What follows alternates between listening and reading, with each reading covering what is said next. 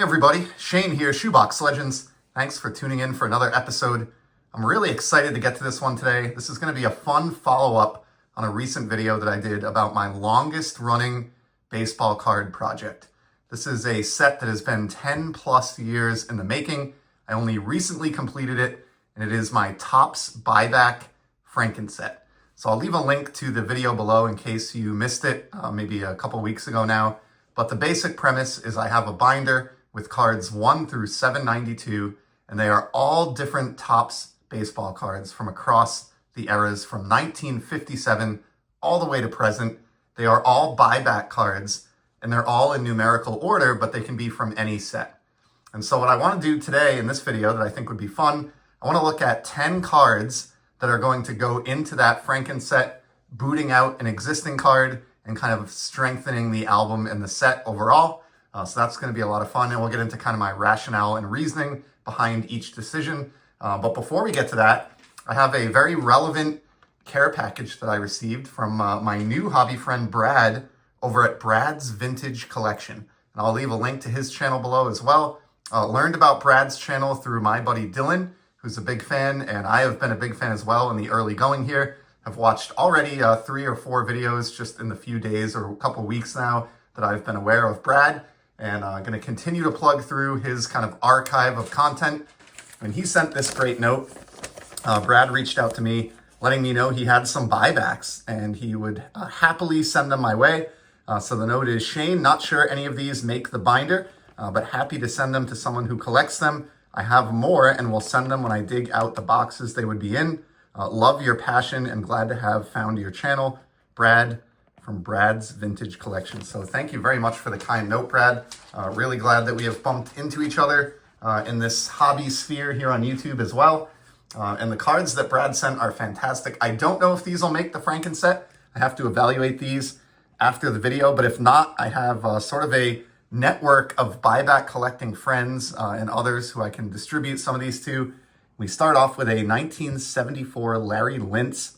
Great card there for the Montreal Expos. This would have been a box topper buyback in 2023 Topps Heritage. Next up, we have a 76 Clay Kirby. Another great Heritage buyback there. I love the stadium backdrop on that one. Also from 1976, so these would have been recent, 2025 box toppers earlier this summer. Adrian Garrett for the Angels. We've got a 73 buyback of John Matlack, also from Topps Heritage. I think all of the buybacks that Brad sent are Heritage box topper buybacks, as a matter of fact. And another great and interesting kind of backdrop there.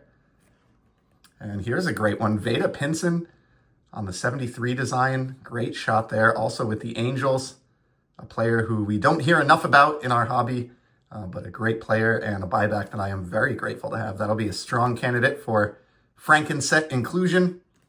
And then going back to 1971 Topps originally, check out this Oscar Brown, Earl Williams combined rookie card there for the Braves. Love that. And I commend whoever at Topps placed the stamp on this card back in, this would have been in 2020. They did a great job. Sometimes you find these annoyingly with like the stamp right over a player's face or name. So they did a great job with the stamp placement on that one. And then last, but certainly not least from Brad, check this one out. Mickey Lolich, the record breaker card from 1976 Topps, which commemorates him setting the record the year prior for most strikeouts lifetime by a left-hander. So that is awesome. And this card here, if it does not make the Franken set, I have a very specific destination in mind for it. So we'll see if it makes slot number 3 in the binder. That's a pretty tough slot, but if not, I have a great spot picked out for this one already. So Brad, thank you in the early days here for your friendship. Looking forward to getting to know you better. And a huge thank you for thinking of me to send these buyback cards to. I love all buybacks. These are just twice pack issued beauties. I find them unendingly interesting and truly appreciate you entrusting me with some of yours. So thank you, Brad. And please go check out Brad's Vintage Collection if you have not seen his channel. And with that, let's get now to the 10 upgrades that I'm making to the Buyback Franken set.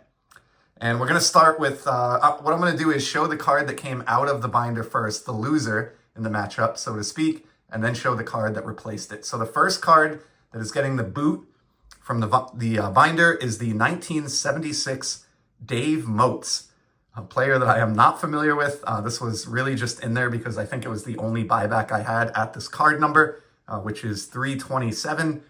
He had a very short MLB career. I looked him up, and he is being replaced. Not a tough decision here, again, because he's somewhat of an unknown, and it's not, a particularly interesting card or anything, kind of your standard 1976 Topps fare. Replacing him in the binder is the 1970 Topps Hal King. And what's notable about him, also not a very long or successful MLB career, but he came onto my radar in the last couple of years because he was a former Negro Leagues player, or at least played for the Indianapolis Clowns when they were a barnstorming team between 1962 and 1964. So pumped to have this one, and this will make a nice upgrade. So with apologies to Dave Moats, Hal King will be taking his spot in slot number 327. Next up, getting the boot. This is going to be slot 586, and we're going to say goodbye to Ben Ogilvy, who is a very good player in his own right. I think he had around like a 20 to 25 career WAR, and he actually wrapped up his MLB career in 1986. So this is kind of a final card with complete stats, complete career stats on the back, and a pretty nice batting helmet image in the background there, or a dugout image. Bat rack type image, although I don't see any bats, just helmets, and a nice smiling shot of Ben there. So this is a nice enough card. I certainly didn't mind having this in the binder, but recently I picked up this one from 2015 Topps, Max Scherzer. So this is pretty cool. Max led the league in 2015 in a couple of categories: starts, complete games, shutouts, and he actually finished, I think, 5th in the Cy Young voting in 2015. So had a pretty remarkable season. It was also his first season with the Nationals, who he would later go on to win a World Series with. So for all of those reasons, Max Scherzer is going to replace Ben Ogilvy. Also, I have a lot of 1987 Topps in the binder, but finding a 2015 Topps buyback is much more scarce. So this also adds some nice diversity to the Franken-set. All right, the third card that's getting replaced is slot number 269. The previous occupant was this 1967 Don Notbart, who was a reliever for a few years there throughout the 60s. Kind of an unremarkable career. Probably my favorite thing about this card is the advertising on the background outfield wall there, which is kind of neat. But gonna boot this one out and make room for, in slot 269, the 1988 Ellis Burks. Now, this was an easy decision for me. Burks had a really solid 1988, was kind of a part of an exciting, at the time, young team that also featured Mike Greenwell, who recently passed away, rest in peace. But this is a great card. Burks had a much more notable 1988 season than Notbart did in 1967, and big years definitely carry a lot of weight with me when it comes to deciding what makes the set and what doesn't. I'm also a big fan of the 88 design. I love the overlapping bat there over the E in Red Sox to kind of add that 3D dimension. And of course, the rookie cup in the lower right there goes a long way towards me favoring a card as well. And then a little bit of Red Sox bias, of course, mixed in there. And we'll see some more of that probably later in the video. But that is the third card fighting its way into the binder. Next up, a little bit sad to see this one go because it does have a great photo. The 1974 Dick Green for the Oakland A's, second baseman. Love the action shot here. This is a little bit kind of a fuzzy photo and exactly what you'd expect out of like the 1970s action stuff, but a great shot. He was, I think this was his final season, if I recall correctly, in 1974, and of course was the third consecutive World Series championship for those Oakland A's. So this card did have a lot going for it, but it's going to be replaced in slot 392 by this beauty. The 1990 Topps Carlton Fisk All-Star. Love the 90 All-Stars. 1990 Topps, my favorite set of all time, so I'm a little bit biased here as well. I'm actually working on a complete set of Buyback 1990 Topps in a separate binder, but I have two Fisks, and so this one is going to go into the Franken-set and bump out this Dick Green. Carlton had a great year in 1990. His WAR was like 4.9, I think, as compared to Dick Green, who put up like a 1.2 WAR in 1974. So better player, Favorite card design of mine, Hall of Famer. And for all those reasons, Carlton is going in with apologies to Dick Green. Okay, next up, longtime Red Sox player and somebody who's well known many years later, even though he's not in the Hall of Fame, but coming out of slot 443, believe it or not, is Jim Pearsall. So really cool buyback here. Late career Pearsall with the Senators. Love Senators and teams of the past. So this one has a lot going for it. And some of you may disagree with this choice, but I am bumping this one out. Pearsall was really bad, I would just say, in 1963. He played for 3 different teams in that same season. He had a negative WAR, and he just wasn't the star that he once was by the time 1963 rolls around. So this one is coming out, and in its place, one that is kind of painful for me to induct here as a Red Sox fan, but it's very fitting, and it's the 1986 Topps Bill Buckner, courtesy of the 2017 Rediscover Topps buyback program. This one, aside from being a great portrait, much like the Pearsall, and kind of interesting that we have 2 players who I think of most with the Red Sox, both on card 443 here. But for better or worse, 1986 was the year of probably the worst moment of Bill Buckner's life.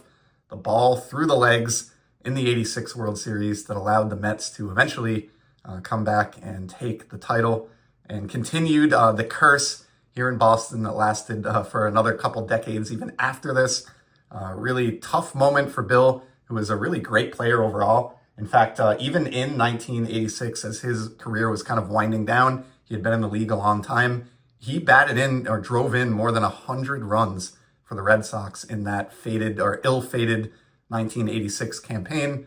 And of course, he became the laughingstock and the butt of many jokes here in New England for decades to come, which was, something that I even remember experiencing as a kid before I even could really grasp what the context was. I was hearing Bill Buckner, jokes and stories among my family members and friends. So tough break for him. But what was great and very redeeming is that later in his life, after the Red Sox broke the curse and won a World Series, he was invited back to Fenway, got a standing ovation from the Fenway faithful.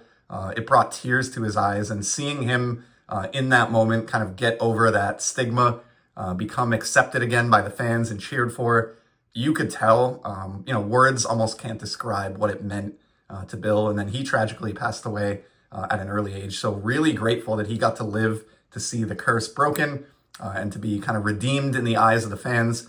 And I think of all of that wrapped up together when I see this 1986 Bill Buckner. And that is my rationale behind booting Jim Pearsall out of the set in favor of Buckner. Okay, we're going to move now to card number 115. And the card that's getting the boot is this really cool 1962 Topps Bob Skinner. This is a set design that has really grown on me over the years. Just really, really dig this one. And it's going to get the boot, though, because I recently picked up a card on ComC that I think is kind of sneaky cool. And it's one that you're probably not familiar with unless you're really into the history of baseball statistics. This is the 1970 Topps Alex Johnson. Now, he's a name that I didn't recognize or wouldn't have offhand until I stumbled upon this fact. But the reason I picked this card up on purpose, bought it as a single, and I'm putting it into the Franken-set in slot 115. Alex won the batting title in the National League in 1970 with a .329 average, had over 200 hits. It was the lone batting title in his career and definitely his best season. And as I mentioned earlier in this video, I love big seasons, notable achievements. And so getting his batting title year card into the Franken-set in place of this Bob Skinner was a no-brainer. So welcome to the Franken-set binder, Alex Johnson. Next up, we have a conflict of Hall of Famers for slot 370. So the existing card that was in the slot is Hall of Famer Bruce Sutter, kind of at dusk here with the Cardinals. I love that dual Cardinals logo there on the uniform. Great shot here. Wonderful beard game here and afro game sticking out under that cap. So a cool card. And any Hall of Famer is obviously going to put up, a pretty good battle for a slot in the binder. But much like Jim Pearsall, who we talked about a couple cards back, this was the tail end of Bruce's career. He was really kind of starting to fail around the back nine. In fact, he's another player that I think had a negative WAR in the 1985 season. By contrast, the card that is going in is this gem, the 1973 Willie Stargell. You can see the Topps original buyback stamp here in the upper right corner. Absolutely stole this one earlier this year in an eBay buy it now. It went up for like under $2, and I couldn't snatch it up fast enough. This was a giant season for Stargell, in addition to this being just a fantastic action photograph. He led the league in doubles, home runs, slugging percentage, and OPS in 1973. So a huge year for him, arguably one of his best seasons ever. And for that reason, combined with this amazing photo, this one is going into the Franken-set in slot 270. And pretty cool here, we get the cartoon on the back indicating that Willie at one time owned a restaurant in Pittsburgh. So welcome to the binder, Willie Stargell. And that Bruce Sutter will definitely be repurposed in another buyback project that I have. Okay, these decisions, we have 3 numbers left here, and these are getting kind of increasingly hard. This was a tough card to toss out here in slot number 466. Coming out of the binder, believe it or not, is this Baseball Thrills subset card from the 1959 Topps release. So this is early days as buybacks go. You can only get a standard size buyback, of course, from 1957 or newer. Prior to that, the cards were oversized and can't be reissued in modern packs. So this is an early buyback. I love the Baseball Thrills subset. Like I said, this was a decision that I kind of agonized over, maybe more than any other in today's video. But replacing this from the 1975 Topps set is the A's Do It Again World Series Championship card. As cool as this Baseball Thrills is from like an aesthetic standpoint, all it represents is him starting the All-Star game in 1958. So it's not that special. Pierce, started a few All-Star games, I believe. But this card here represents 3 straight World Series titles for those powerhouse Oakland A's teams. And that's just something that you don't see often. I suppose we could potentially see it next year with the Dodgers, but a great one here. I love these achievement and postseason cards, and this is a very worthy card, number 466. So that one will get filed into the binder here after the video. Second to last matchup here is for slot number 647, and previously in that slot and coming out of the binder was this really cool Expos team card with Dick Williams, Hall of Fame manager, pictured lower right. Love team cards. I missed them in the flagship set, and I love the Montreal Expos as well, being a team that doesn't exist any longer. And believe it or not, this card is getting pitted against another Expos card that I think is superior to it. So bumping this one out of the binder is the 1989 Topps Randy Johnson rookie card with the Expos. This is his first Topps card, his true rookie, before the trade to Seattle. Great portrait shot, and he was one of the most dominating players of my time as a baseball fan, being born in the early 80s and really being a fan from kind of 1990 onwards. This guy was incredible and had to include the official big unit rookie card, as much as I like that Expos team card. And at least if we're losing an Expos card in the binder, at least we're gaining one right back, and it's offsetting it as far as a Canadian baseball cards perspective. And then the finale is one where I may see a little bit of disagreement here as well. It almost pains me to do this as a Red Sox fan, but coming out of the binder is the 1979 Topps Carly Yastrzemski. And fear not, I do have a perfect home for this one as well. It's just not going to be in the Franken-set any longer. One of my best 70s buybacks. I love Yaz. He's an absolute legend here in New England. He's still with us, and a great portrait shot here as well. Of course, this is a late career Yaz, but he was still going pretty well in the late 70s. He wasn't, slouching around the back nine by any means. But the only reason I'm bumping this one out is because I got, in my mind, one of the all-time nostalgic cards for me of the 1980s. Just found it for the first time ever in buyback format. It's one that I've coveted for years, and I have seen a couple of other buyback copies of this, but they've always eluded me. The 87 Topps Evil Barry Bonds. I always thought of this when I was a kid as his rookie. I know he's, his true rookie is in the 86 Topps traded set, but I always admired a guy's first proper Topps card, not in, a box set or anything like that. Just the original Topps flagship release. Love the image on this one. Love the yellow batting helmet and the yellow in the uniform matching the Pirates logo and the nameplate. Just a beautiful card of one of the most important players in the history of baseball. I think it's safe to say that regardless of how you feel about, the steroid scandal or the steroid era, there is no denying the imprint that Barry left on the history of the game. And with this being his first official Topps card, I have to begrudgingly bump Yaz out of the set and into a separate little project that I have going. So with that, we'll put Barry and Yaz up in the background here to kind of close out the video. Those are my 10 improvements. I would love to know what you think below if you have time to leave a comment. Whether you enjoyed this format, it's certainly something I could do more of in the future. Whether you agree or disagree with any of my decisions, that's the fun in building a Franken-set. It is a never-ending series of hobby decisions. You can go down the rabbit hole infinitely. And I love every time I get a new card, like the ones that Brad so graciously sent me here, kind of going through the evaluation process, looking up the player, the year they had, taking into consideration other attributes, and then ultimately making a decision because only one card can be in the binder. So that's a wrap. I can't believe I went over 20 minutes here. If you made it to the end, I truly appreciate it. I'll be back soon, as you know, with some more content. And until then, just keep enjoying the hobby, everybody. Take care.